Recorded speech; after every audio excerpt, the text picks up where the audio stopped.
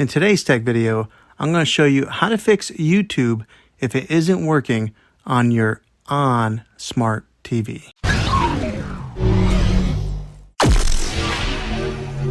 I'm going to show you a couple of really simple ways to try and solve your problem. The first one is probably the easiest one to try, and that is to unplug your TV from the wall outlet and wait 60 seconds. Now don't be impatient, wait the whole 60 seconds and then plug it back in. This is very different from turning the TV on and off with your remote control. This is what we call a hard reset of your TV, so make sure you try this method. If that doesn't work, try deleting the YouTube app off of your TV. So go over to wherever the apps are located on your system and remove the app altogether. Then reinstall the YouTube app again.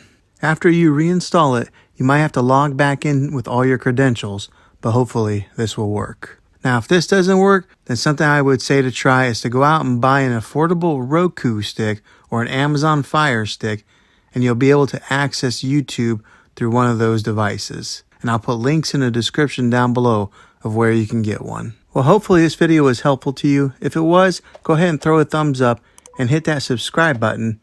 I make tech videos all the time, and I'd love to have you back in the next one. Take care.